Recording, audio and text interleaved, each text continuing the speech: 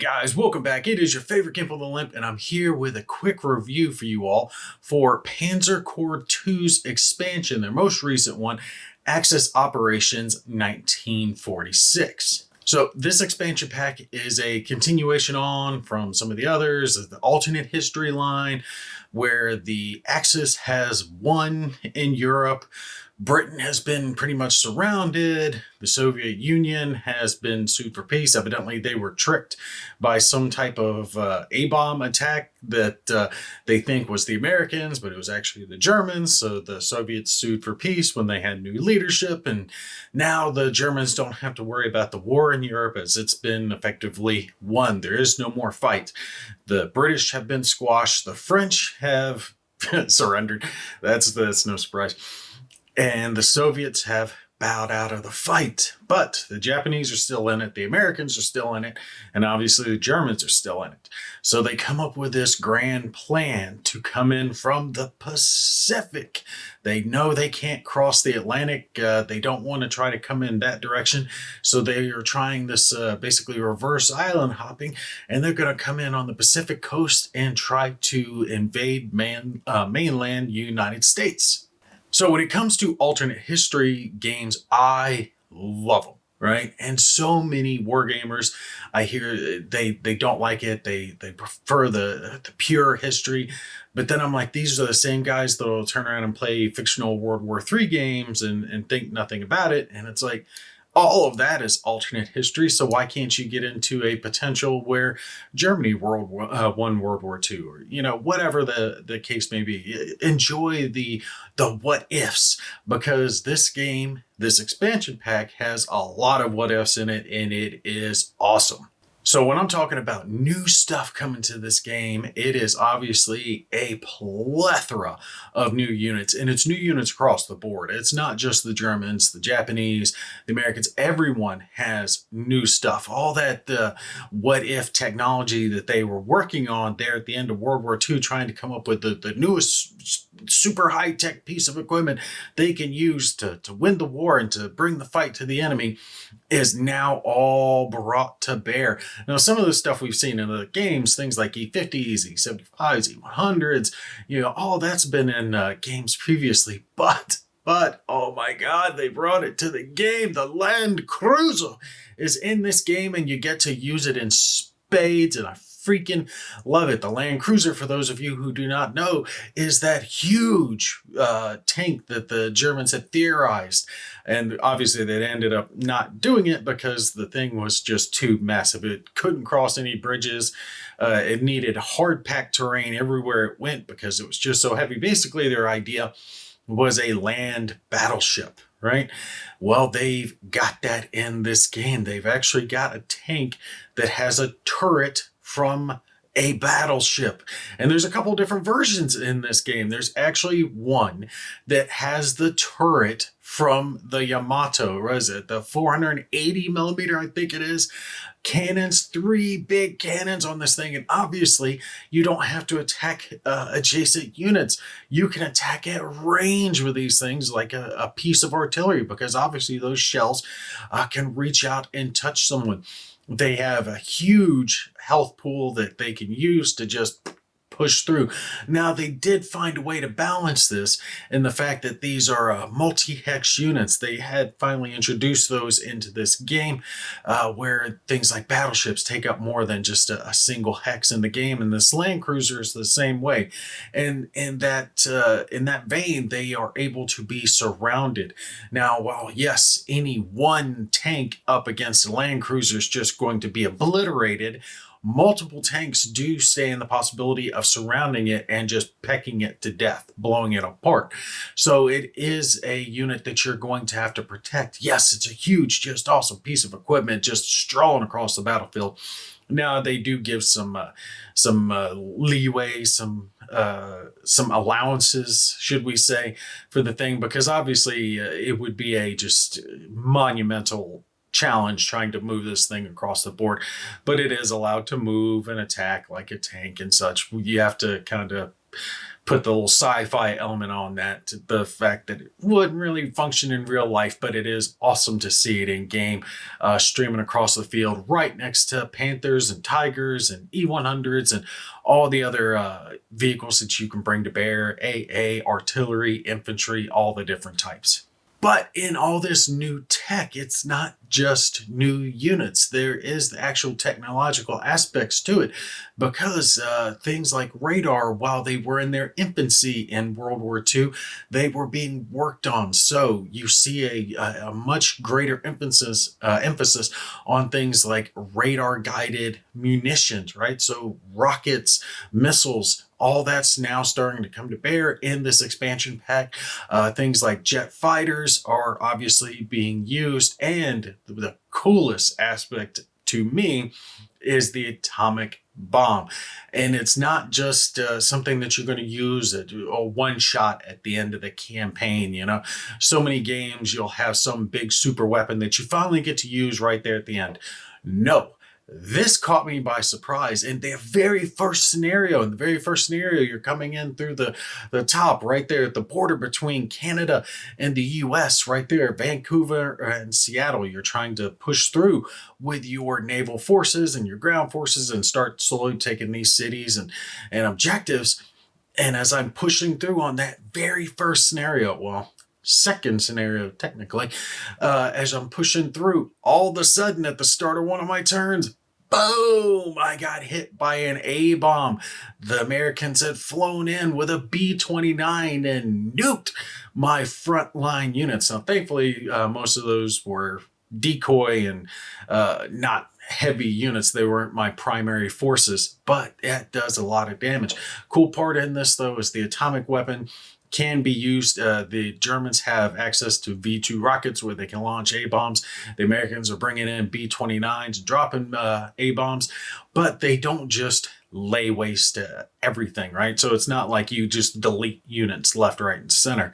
Let's say you have a 7 hex square circle, right, where you drop your bomb. That initial unit that gets hit, yeah, it's probably going to be obliterated unless it's at full power in a heavily armored vehicle. But the surrounding units don't get just destroyed. They get severely weakened, but they're not destroyed outright.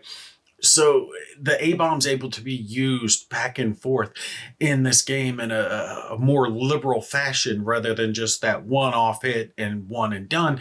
You're going to be launching them at the enemy. The enemy's going to be launching them back at you, and you're going to have to account for that. You have to bring in AA units to try to stop those B-29s from coming in and dropping A-bombs on your guys. You notice one of the things that I did say there, though, is that first scenario, and that's because this game has a huge amount of game in it. The campaign itself actually rivals the core game in its size. We're talking 30 scenarios, but it's not really 30 scenarios because they count the first scenario, which is just story, and that I thought they were kind of pushing it a little bit. It's great. I get it. You wanted to get to a round number. Throw in an extra scenario or something, but don't tell me it's 30 when the very first scenario is just the Germans talking to the Japanese and you never control Unit 1. You don't do anything in that first scenario. It's actually the second scenario where the game actually picks up. So obviously your ultimate goal in this expansion pack is to bring the war to a close in this alternate line of history. And to do that, you are going to have to march from the Pacific coast all the way to the East Coast to Washington, D.C. and take out Washington. Throughout it, you're going to have a mix of different scenarios, different objectives. There's going to be Japanese and German units as you're pushing across, and you'll see the map slowly change as you push across the Rockies, the Midwest, and then all the way into the East Coast itself. One of the cool things about this, though, is that they kind of changed up the objectives, right? And the way they've done that is that there are a multitude of objectives that you can go after, and you see it right there again in that first scenario. And what I mean by this is you're going to have a primary objective, bonus objectives, and then elite objectives. So your primary objective is basically, what do you have to do to win this match? What do you have to do to win this map, right? All right, that one's easy to understand. But then you got bonus and elite objectives. You don't have to take those out to win, right? You can just shoot straight for that initial primary goal, take it out, and call it a day. However, if you take things like the bonus objectives, that gives you a lot of prestige, basically your money, and you can get those objectives so you have those extra funds to use during your campaign and be able to purchase new units and new upgrades and elite upgrades, all that other good stuff for your units. But like I said, you don't have to. You don't have to go after those bonus. If you've got plenty of prestige, you don't need it, bypass them. Go on towards the primary. However, you got the elite objectives as well. And those elite objectives give you different types of bonuses. It's not going to be a prestige thing. It's going to be something more like hero units that you get to add to your units. You get that bonus, that upgrade. So you have that choice laid out to you. And it's pretty much, from what I've seen in every scenario, that you're going to have primary, bonus, and elite objectives. Some people I've seen commenting saying they didn't really like it. They'd like more variety. I think that gives plenty of variety in that you have multiple objectives spread across the map. You have some that are must-haves and you have some that are maybes, but those maybes give you bonuses if you get them, right? And you have to weigh it out to yourself. Is it worth it to me to spend the resource, spend the units going after those bonus objectives? And remember, you're going to be facing new American air units, new fighters, new jets, new missiles, A-bombs dropping on your guys. So you have to weigh what that cost is going to be versus what that benefit's going to be if you actually take the objective. So ultimately, is this expansion pack a good one and worth getting? Well, that's really going to come down to you. For me, I love it. I think it's one of the best expansions that they've put out. And I saw that the Steam reviews for this were mixed. And I think that's because it's two categories, right? Those who like the alternate history, the sci-fi, and I don't mean sci-fi like aliens and stuff like that. I mean the what if technology, right? Versus those who are historical purists who like that more simulation type vibe. Those people are not going to like this expansion because it's nothing along with history. All of it is pretty much made up. So nothing correlates to the history books that they've read thousands of times over and over and over again. If you're one of those players, you're not going to get into this. However, if you like that arcadey feel, then you really are going to get into this. This expansion has really leaned into what I think Panzer Corps 2 does well, because Panzer Corps 2 is not a simulation, historical, accurate type game. It has more of an arcadey feel, so it's that step down a little bit from those grindier, meteor type simulation games, something like Gary Grigsby type games, right? Hex Encounter, where it's just a brain burner, but it's very historical, very accurate to what it was in real life. This game never did that well, but I don't think it was really designed for that. But it works very well for alternate history, where you can look into the what ifs. So ultimately, if you're a fan of alternate history and now you want the chance to bring about War never changes. The end of the world occurred pretty much as we had predicted. Too many humans, not enough space or resources to go around. The details are trivial and pointless. The reasons, as always, purely human ones. Then this game offers that in spades. Because, yeah, war never changes, and this is an A-bomb friendly game, and I freaking love it for that. How can you not love a game that has you dropping A-bombs left, right, and center as you have land cruisers, land battleships pushing across the map, hurling 480 millimeter shells at the enemy? How can you not love it for that? And then again, I really like how they have the options open when it comes to the difficulty, because players like myself, I hate turn limits. I hate them. I hate them. I hate them. I've always hated them. Let me play it at my own pace. If I want to go real slow, let me go slow. If I want to go real fast, let me go fast. I hate games that force me to play at their pace. And this one does have the option to where you can change the difficulty pretty much up to your own heart's desires. If you want the ability to undo stuff as much as you want, by all means, you have that.